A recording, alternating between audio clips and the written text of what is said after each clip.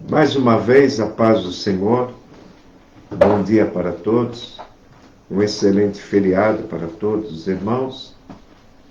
Nós vamos meditar na palavra do Senhor o seguinte tema: o vigor da alma. O vigor da alma. O homem é constituído de espírito, alma e corpo. A alma, o espírito e a alma é o homem interior. Paulo escreveu isso em 2 Coríntios 4:16. Segundo o homem interior, tem o prazer na lei de Deus. Romanos 7:22. Ele tinha prazer no espírito, na alma, em servir a Deus. Mas dentro dele, ainda queria reinar a natureza caída, a velha natureza. Então Paulo sentiu conflito, muito conflito. Todos nós temos esse conflito.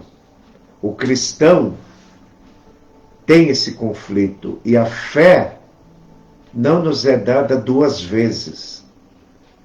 Judas, versículo 3, o penúltimo livro da Bíblia, diz que devemos pelejar, batalhar, guerrear com a fé uma vez dada aos santos. Então a fé tem um princípio e tem um fim.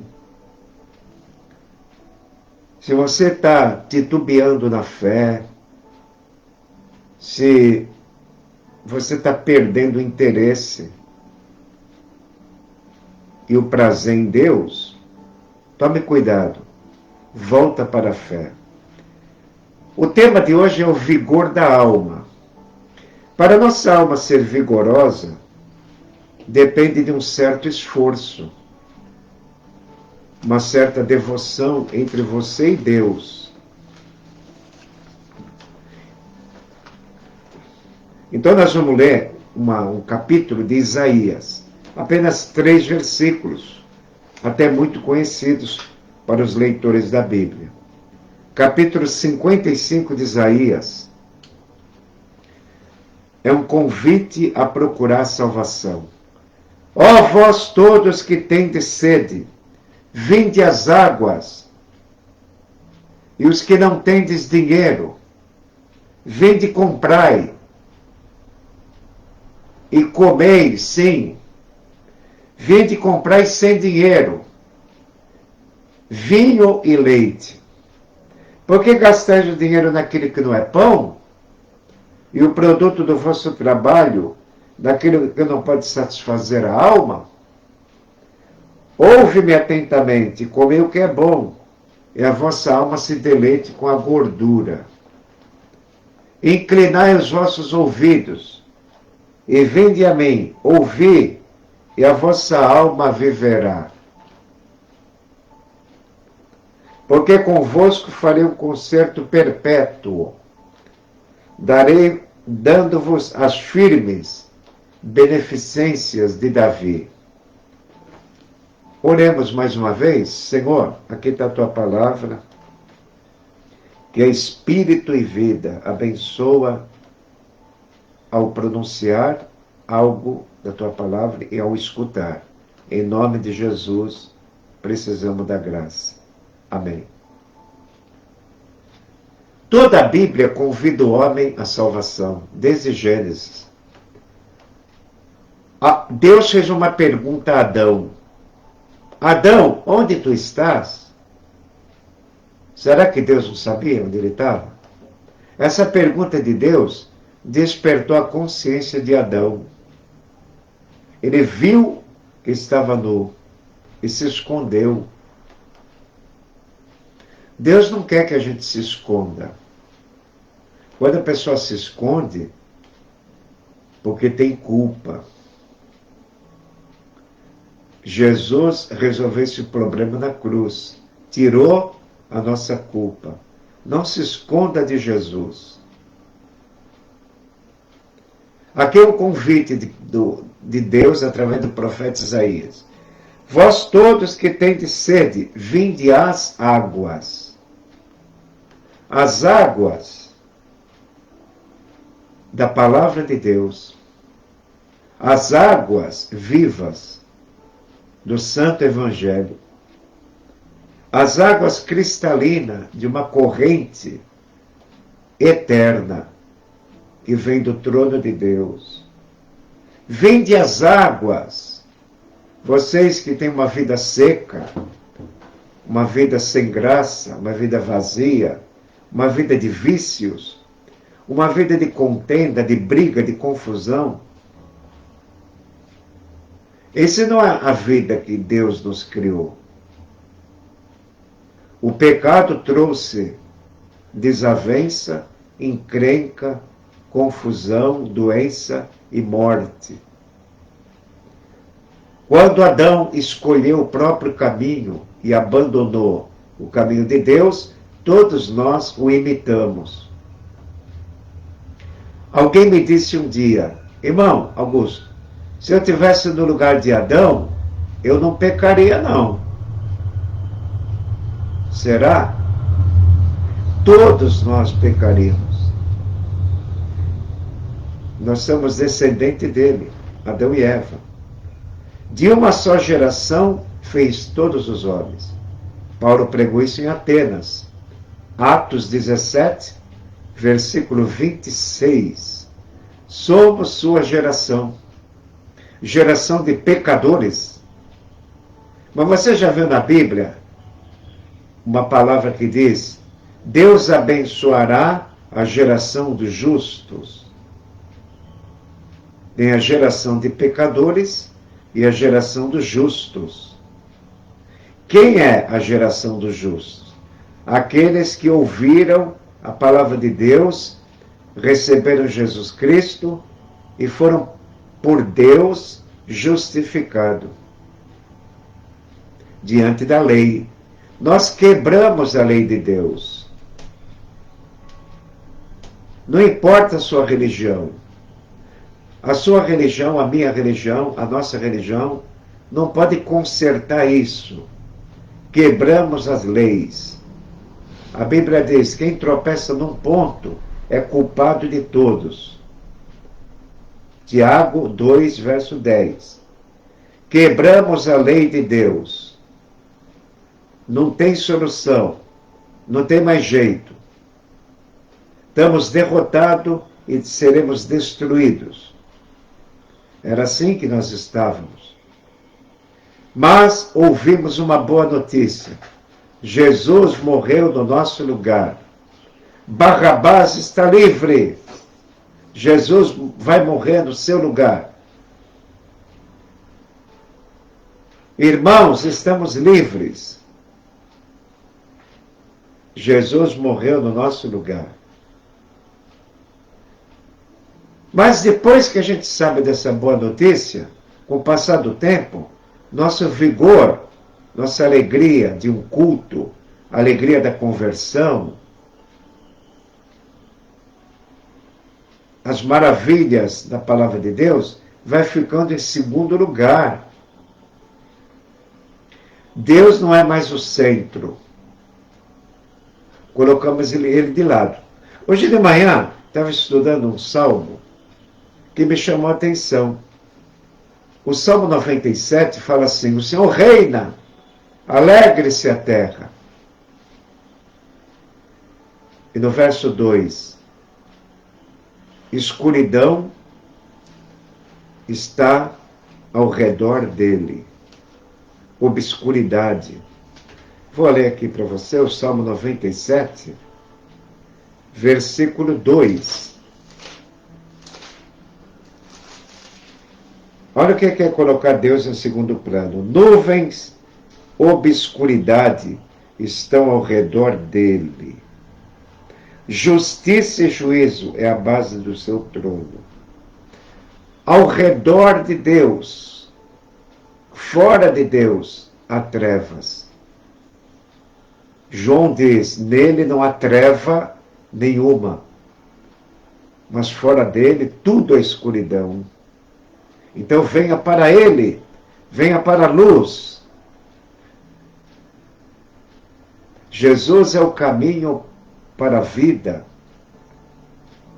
Jesus é o caminho para o alto. Jesus é o caminho para cima. Jesus é o caminho para o norte.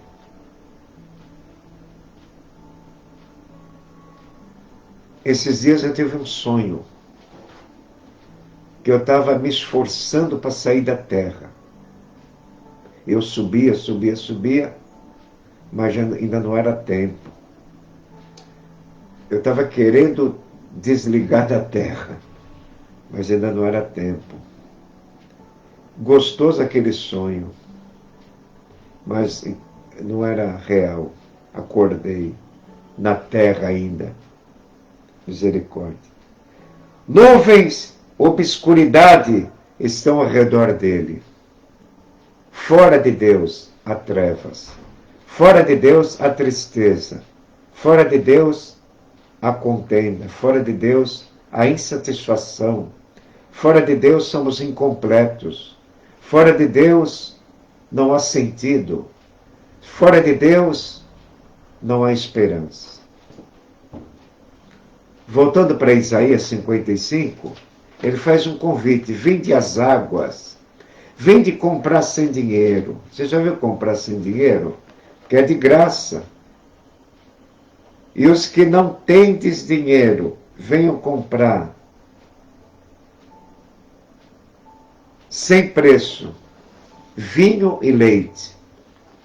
Aqui uma mensagem simbólica. O vinho simboliza alegria espiritual. Venham comprar alegria espiritual, venham comprar alimento espiritual. É de graça, é só abrir a Bíblia. Eu soube dar uma notícia de um obreiro que tinha muita preguiça de abrir livro e ler na sua casa. Ele tinha uma boa biblioteca, de uns 200 livros, fora a Bíblia, de várias versões. Ele não tinha despertamento nem interesse nisso. Mas ele foi capaz de viajar 2.000 quilômetros do seu carro, como daqui a Goiás ou mais, para assistir uma conferência evangelística. E não tem coragem de se levantar do sofá e pegar meia dúzia de livros para se fortalecer com as palavras de Deus. Muitos estão assim. Precisamos estudar a Bíblia em grupo. Por isso existe igreja. Igreja é um lugar de encorajamento. Eu preciso da igreja. A igreja precisa de mim. Ontem eu estava na cidade náutica e veio 2 irmãs, já maduras na fé, e eu abri as portas todas, pus a placa lá na frente, cheguei 2 horas mais cedo do culto, para entregar folheto, e falei para as irmãs na minha palestra: estamos aqui para sair com proveito.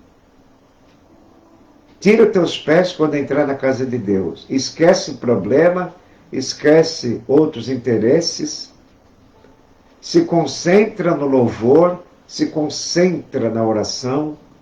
Ficamos dobrando os nossos joelhos 35 minutos, intercedendo pela igreja, pelos enfermos. Depois cantamos hinos, ouvimos a irmã, e depois eu trouxe uma palavra que devemos tirar a sandália dos pés, porque o lugar é santo. E li o Salmo 89:7. Deus deve ser em extremo reverenciado por todos que o cercam. Então, irmãos, há pessoas que não têm tempo de escutar uma live, às vezes, trabalhando, mexendo numa coisa e outra. Escutamos o testemunho de um irmão aqui. Ele, quando vem na igreja, ele faz o máximo para prestar atenção em um louvor, o máximo de atenção para escutar um testemunho ou uma mensagem.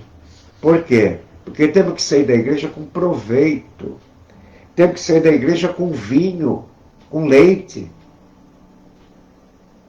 Aí Isaías faz uma pergunta: por que gastais o dinheiro naquele que não é pão? Por que você perde tempo com aquilo que não alimenta a alma? Não estou dizendo que o crente não pode ter o seu lazer. Eu tenho. Eu, quando me reúno com meu filho, a gente brinca, a gente conversa vários assuntos. Mas tem momento que eu estou com ele estudando a Bíblia. Não pode estar na casa de Deus com a mente voltada em outra coisa. Isso não é culto. Porque você não vem na igreja assistir culto. Nós vamos na igreja prestar nosso culto. Por exemplo, eu estou aqui ensinando.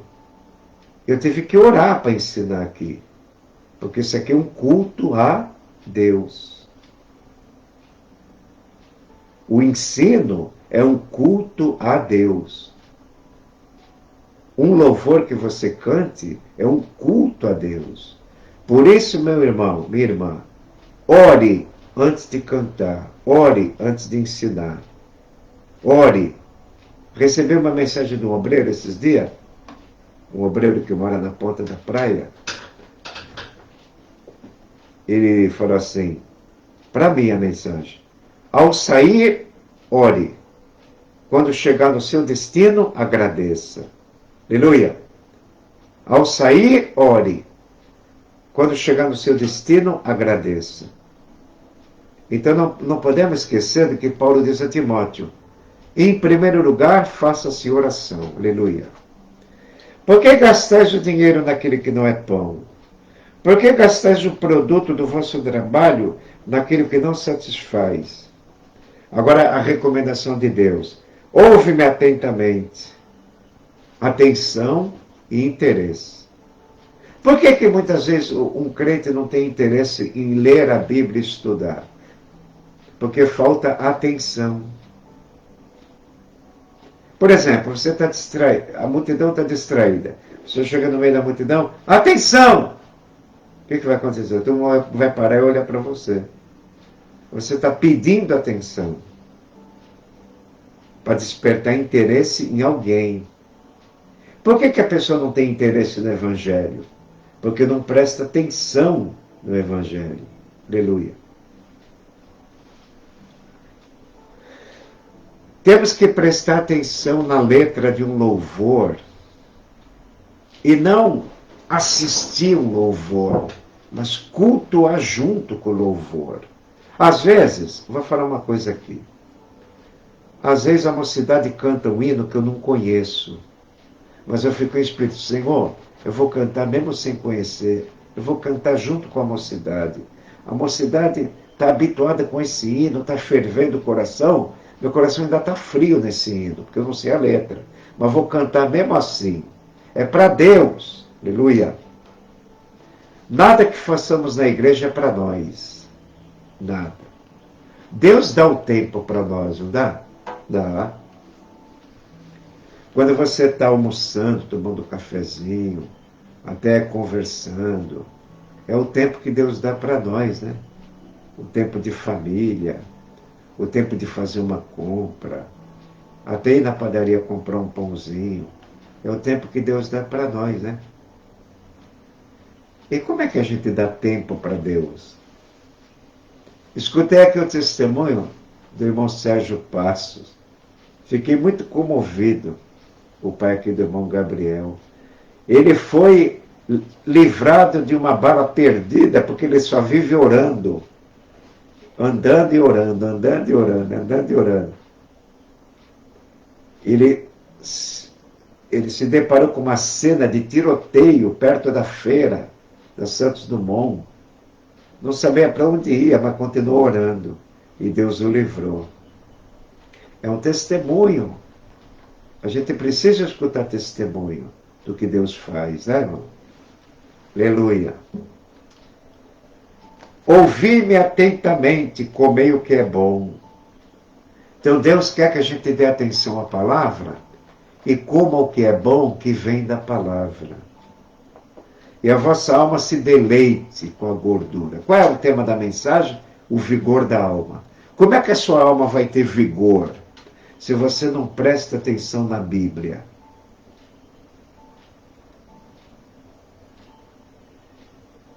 Ontem eu tive uma surpresa. Passou uma senhora com a filha em frente ao culto da tarde da Náutica. Uma senhora de mais ou menos seus 50 anos com a filha, aproximadamente 20 e pouco. E ela me viu, você está aqui? Eu falei, por quê? Quem é a senhora? Eu sou uma senhora que estou agoniada para te encontrar. Eu falei, não é, por quê? Porque você não tem pegado VLT. E quando eu saio de casa, será que ele vai falar a palavra? Será que ele vai falar a palavra? Será que ele vai falar a palavra? A senhora está tão ansiosa para escutar a palavra? Estou! Eu saio de casa, eu já falo com a minha filha. Será que aquele brancão vai estar falando da Bíblia? Ele faz pergunta da Bíblia, eu quero responder, mas eu fico com vergonha de levantar. Quando é que você volta para lá? Eu falei, Deus proverá. Ai, meu Deus. Aí eu falei para ela, senhora, não é eu que estou fazendo falta, é o que eu falo está fazendo falta. A palavra de Deus faz falta para nós?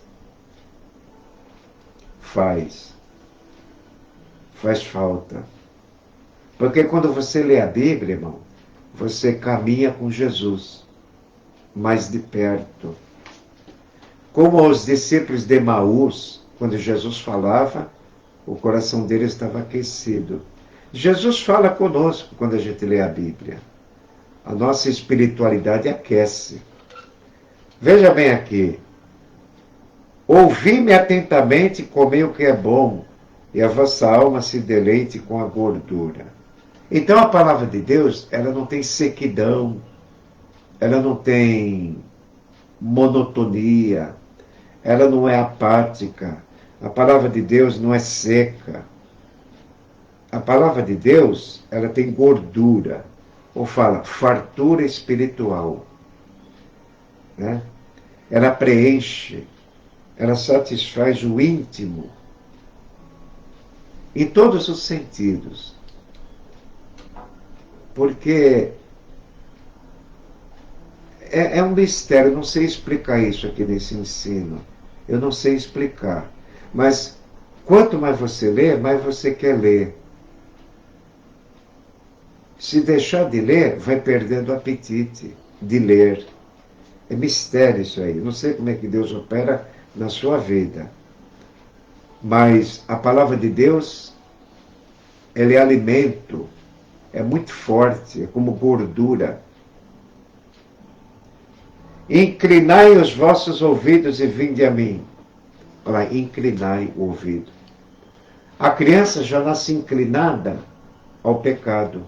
Nasce na inocência, mas a tendência é para a esquerda. Ninguém precisa ensinar a pecar. Ninguém precisa ensinar um adolescente a namorar. Ninguém precisa ensinar uma criança a ficar irada e até xingar o pai ou a mãe. Isso é natural. É uma inclinação natural que vem do pecado. Agora olha aqui. Inclinai os vossos ouvidos. Moisés ajuntou o povo, homens, mulheres, crianças, estrangeiros. Para quê? Para ouvir a lei, temer a Deus, ouvir a lei, aprender e temer. Para a criança temer a Deus, tem que o pai ensinar, disciplinar, falar a lei, aprender e temer. O nosso pecado, a nossa natureza, não gosta de aprender, não gosta de ouvir. A estultice da criança é natural para o erro. Nós somos naturais para o erro e sobrenatural para as coisas certas. É por isso que crente é gente do outro mundo. Ser crente. O nosso estilo de vida é diferente do estilo de vida mundano. Temos que fazer um parênteses, o que é mundano e o que não é, né? O que é mundano, que eu digo, é uma vida dissoluta. Paulo recomenda aos romanos a não ser dissolutos em bebedeiras e orgias. Imagine, pregar isso para romano, falar isso para grego. Tessalônica, uma igreja grega. Filipenses, no norte da Grécia, Macedônia. Corinto, na Grécia. Roma, os romanos, Império Romano. Vida dissoluta dos imperadores e toda aquela cúpula. Que mensagem é essa de Paulo? Revestivos do Senhor Jesus, não alimentem a carne com seus maus desejos, concupiscência dos olhos. Que mensagem é essa? E Pedro, abstenhai das concupiscências da carne, que combate contra a alma. Que mensagem é essa? É dos apóstolos, Paulo e Pedro. Ah, não, esse Deus quer que a gente não faça nada. Mas a Bíblia chama a concupiscência dos olhos e da mente de coisa vil. Coisa vil. O vaguear da cobiça. Será que eu acho esse versículo? Eclesiastes fala que Deus abençoa o homem de bons olhos, mas o vaguear da cobiça não é bom. Quer ver? Eclesiastes, no capítulo 6, versículo 9. Olha o que diz a Bíblia. Melhor é a vista dos olhos do que o vaguear da cobiça. Também isto é vaidade e aflição de espírito. Olha, quem vive de cobiça, o futuro é aflição, é não ter esperança. Anote aí, Eclesiastes 6:9. Irmão que está atento, melhor é a vista dos olhos do que o vaguear da cobiça. Olha aí, Eclesiastes 6:9, a parte A. Então, não podemos viver de concupiscência, né, dos olhos. Um irmão novo convertido tinha um vício. Ele aceitou Jesus e não estava fortalecido na graça.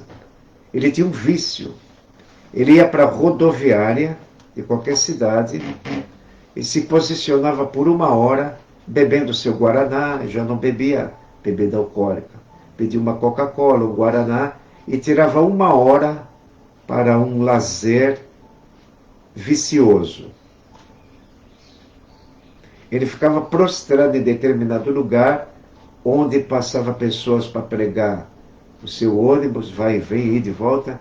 Ele tinha um vício, olhar todas as mulheres que passavam, olhar jovens, todas que passavam, ver como é que estava vestida, ver como é que é o seu corpo e tal, enfim. Ele tinha um vício. E se não fosse pela graça de Deus, ele estava assim até hoje. Um dia o Espírito Santo lhe tocou, quando ele escutou uma pregação que um pregador anunciava sobre uma doutrina muito séria. O obreiro deve ser esposa de uma só esposa. Quando ele leu isso na Bíblia, dobrou o joelho, Senhor, me liberta disso. Me liberta de ficar me distraindo com garotas que passam.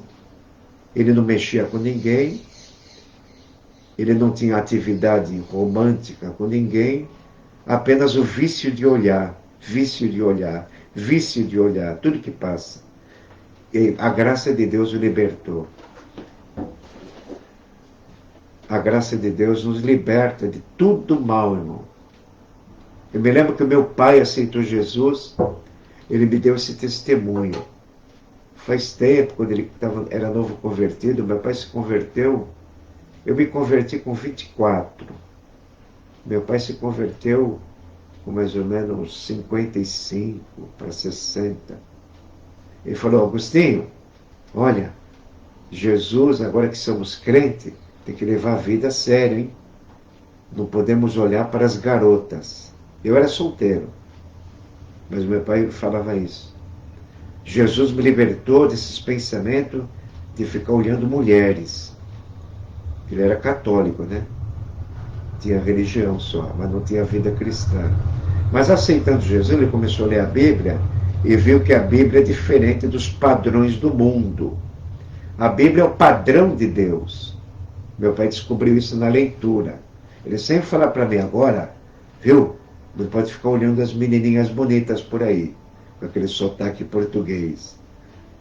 Eu me alegrava daquelas palavras que ele falava. Falei, puxa, meu pai, um português pensando nas coisas de Deus. Maravilha. Então, irmãos, o vigor da alma. Qual é o vigor da alma? Você prestar atenção na palavra de Deus, a atenção vai gerar interesse. Prestar atenção no louvor, você vai ter interesse de adorar a Deus com o seu cântico. Prestar atenção numa oração.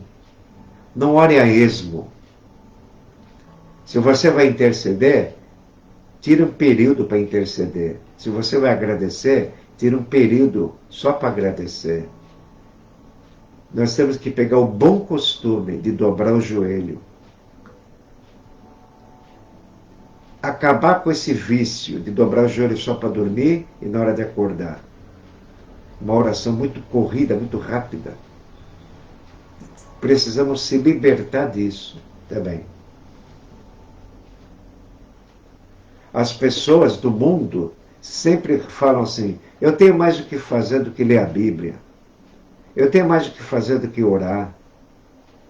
E por incrível que pareça, eu já vi muitos crentes dizerem isso. Você já ouviu algum crente dizer assim? Tenho muito o que fazer para ficar lendo Bíblia. Tenho muito o que fazer para ficar orando. Você já viu crente falar isso? Então é muito sério, né? Voltamos aqui ao capítulo 55 e vamos terminando. Ouvi-me atentamente, e a vossa alma viverá. Olha aí.